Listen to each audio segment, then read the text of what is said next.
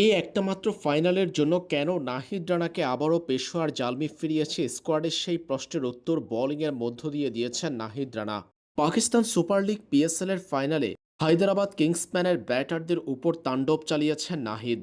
নিজের প্রথম ওভার থেকে শেষ ওভার পর্যন্ত ভয় ধরিয়ে দিয়েছেন প্রতিপক্ষের ব্যাটারদের মনে।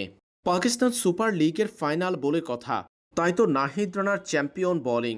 নাহিদের সামনে আজ পাত্তাই পেল না Aussie hard hitter Maxwell. T twenty cricket বিশ্বে যার ব্যাপক জনপ্রিয়তা রয়েছে, নাহিদ রানার দ্বিতীয় ওভারের বোলিংয়ের প্রথম ডেলিভারিতেই বোকা হয়ে আউট হয়েছেন গ্ল্যান ম্যাক্সওয়েল। নাহিদের বাউন্সারে পরাস্ত তিনি।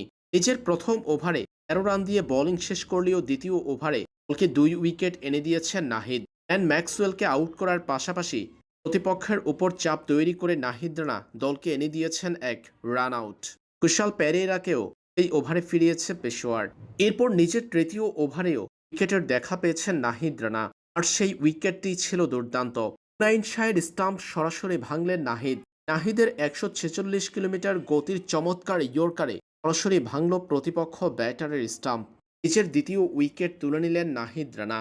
শেষ ওভারে ৪ রান দিয়ে বোলিং শেষ করলেও উইকেট পাননি নাহিদ। শেষ পর্যন্ত নিজের কোটার পূর্ণ ৪ ওভার বোলিং করে নাহিদ রানা শিকার করেছেন ২টা উইকেট। ইকোনমিক্যাল বোলিংয়ের পাশাপাশি উইকেট শিকারেও দক্ষতা দেখিয়েছেন নাহিদ রানা।